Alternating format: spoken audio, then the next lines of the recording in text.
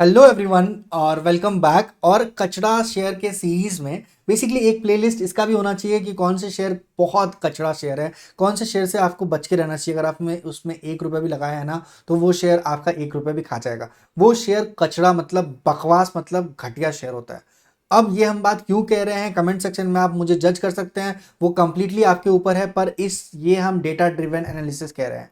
ये data driven analysis इसलिए है ताकि आप लोग समझ सके कि कोई भी शेयर में पैसा लगा देने से आपका पैसा नहीं बनेगा। एक अच्छा फंडामेंटल शेयर चूज करना चाहिए। और उसी चीज के लिए ये पर्टिकुलर चैनल है। इस चैनल में सिर्फ और सिर्फ अवेयरनेस वीडियो है ताकि आप एक इंफॉर्म्ड डिसीजन ले सके। वो इंफॉर्मेशन आप तक पहुंचाई जाएगी जो डेटा ड्रिवन इंफॉर्मेशन होगा। ये इंफॉर्मेशन बिल्कुल भी बायस नहीं होगा। जो डेटा ऑनलाइन अवेलेबल है वो ही डेटा का एक वीडियो फॉर्मेट बना के हम आप तक पहुंचाएंगे। तो इस चीज़ को, इस पर्टिकुलर कैंपेन में, इस पर्टिकुलर जर्नी में आप और हम साथ में हैं। और इसमें कमेंट सेक्शन में आप किसी भी शेयर का नाम बता सकते हैं। ऐसे ही एक सब्सक्राइबर ने एक शेयर का नाम बताया है, रेमेडीज लाइफ केयर।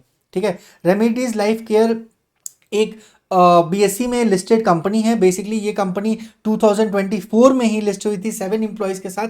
और इस कंपनी का अगर हम लोग थोड़ा सा डेटा चेक करेंगे ना, थोड़ा सा इस कंपनी के बारे में देखेंगे, तो इस कंपनी ने एक दिन में, विद इन अ डे, इस कंपनी ने 20% का हाइक दिखाया है। 20% की रैली इस कंपनी में दिखी है। 20% ये कंपनी का प्राइस, शेयर का प्राइस भागा है। ठीक है, पहला तो बात यही है। दूसरा बात है कि अगर आप एक साल का जर्नी देखेंगे ना, तो 45% ये शेयर करेक्ट हो चुका है एक साल में। और अगर 5 साल में देखेंगे तो इस शेयर ने 11,000 का रिटर्न बनाया था। 11,000 का रिटर्न मतलब वो भी अगर 10 फरवरी से, मतलब फरवरी मई जून जुलाई, अगर 3 से 4 महीने में, 3 महीने में ये शेयर ने 1700% का रिटर्न बनाया था। और वहां से ये शेयर सिर्फ करेक्ट हो रहा है और 70% के आसपास ये शेयर करेक्ट हो चुका है। और अगेन अभी ये 20-40% की ये रैली दिखा चुका है ये शेयर पिछले कुछ दिनों में, पिछले 4-5 दिनों में। और उसके बाद अगर आप देखेंगे ना इस शेयर में, तो आपको दिखेगा कि ये शेयर का मार्केट कैपिटल जो है वो 844 करोड़ का है। 844 करोड़ का मार्केट कैपिटल वाली कंपनी, इसे हम बकवास कंपनी क्यों बोले और ये शेयर बकवास क्यों मुझे दिखा, क्योंकि ये 14 रुपीज से ये शेयर एक साल में 44 रुपीज हुआ। और यहां से ये शेयर अभी भी 60% डाउन दिख रहा है, 60% डाउन दिख रहा है। तो ये जो फ्लक्चुएशन है पहला। दूसरा कि अगर आप इसके प्रमोटर होल्डिंग के बारे में बात करें, जो कि बहुत ज़्यादा होता है किसी भी शेयर के बारे में, अगर वो शेयर अच्छा है तो प्रमोटर्स को उसके शेयर को, पब्लिक को चेप के नहीं जाना चाहिए। पर अगर आप देखेंगे ना, तो 2021 से प्रमोटर ने 1.1% का स्टेक ही एक्वायर किया है। और 98.89% स्टेक जो है वो पब्लिक के पास है। और ये कांस्टेंट रूप से ये पर्टिकुलर डाइल्यूशन बना हुआ है। तो अगर ये 1% स्टेक अगर प्रमोटर बेचता है, उसके बाद से ये कंपनी कहाँ पे स्टैंड करेगी मुझे नहीं पता। इस कंपनी में ऑलरेडी बहुत बार स्प्लिट आ चुका है। 1:10 में ये कंपनी स्प्लिट कर चुकी है। तो अगर आप इस कंपनी का अगर कंप्लीट डिटेल देखेंगे ना, तो ये फार्मास्यूटिकल कंपनी है जो फार्मा प्रोडक्ट बनाती है। और फार्मा प्रोडक्ट जैसी कंपनी का प्रमोटर को, कंपनी हम पे 100% कंपनी का 99% शेयर पब्लिक के पास होना, 1% शेयर सिर्फ प्रमोटर के पास होना, ये बहुत ज़्यादा जचता नहीं है। तो अगर मान लीजिए इस टाइप के शेयर्स में थोड़ा रिस्क, बहुत थोड़ा नहीं, बहुत ज़्यादा रिस्क रहता है, मैसिव रिस्क रहता है। तो यहाँ पे अगर आप देखेंगे ना, तो इस पर्टिकुलर स्पीड 25 रुपीज़ है। और आर ओ ई भी है।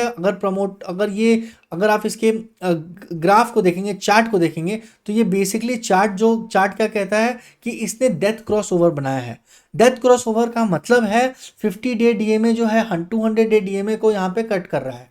और अभी वहां से अपने डेथ क्रॉस ओवर बनाने के बाद से ये शेयर नीचे ही भाग रहा है। अब यहाँ पे बात समझने वाली ये है कि जब ये शेयर ने रैली दिखाई, तो वॉल्यूम भी इसे जस्टिफाई कर रहा है। मतलब क्या ये शेयर वापस जाएगा, क्या ये शेयर बाउंस बैक करेगा, ये सारी चीजें टाइम पे छोड़ देते हैं। अगर हम लोग इसके अर्निंग की बात करें, नेट प्रॉफिटेबिलिटी की बात करें, तो सबसे हैरान कर देने वाली बात यह है कि एक क्वार्टर में ये कंपनी नेट प्रॉफिटेबिलिटी शो करती है 70 करोड़।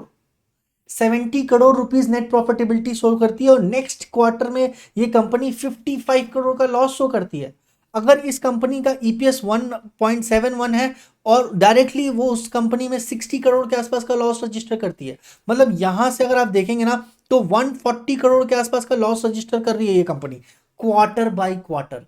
पिछले क्वार्टर से इस क्वार्टर तक ये कंपनी ने ऑलमोस्ट 130 करोड़ का लॉस रजिस्टर कर दिया है। 130 करोड़ का लॉस 864 करोड़ की कंपनी में, और वो भी सिर्फ एक क्वार्टर में। अगर इस कंपनी का आप डेप्थ देखेंगे तो इस कंपनी में 60 करोड़ के आसपास का डेप्थ भी है। और ये जो मैसिव चेंज दिख रहा है, चलिए यहां से पॉजिटिव था पॉजिटिव था पॉजिटिव था, 67-69 करोड़ के आसपास पॉजिटिव रिजल्ट कंपनी ने दिखाया था, तो उसके बाद डायरेक्टली नेक्स्ट क्वार्टर में 60 करोड़ के आसपास का लॉस भी दिखा दिया इस कंपनी ने। मतलब ऑलमोस्ट 120 करोड़ के आसपास का यहाँ पे लॉस आपको देखने को मिला है। अगर ऑपरेटिंग प्रॉफिट की बात करें या ईयर एंड ईयर प्रॉफिट की बात करें तो अभी भी ये प्रॉफिटेबल है। देखते हैं आने वाले टाइम में क्या चीज़ें इस कंपनी में डाइवर्सिफाइड करती है, पर ऐसे थोड़ी वॉलीटाइल कंपनी के साथ रिश्ता बना के चलना एक बहुत बड़ा हेक्टिक काम है, एक बहुत बड़ा रिस्की काम है।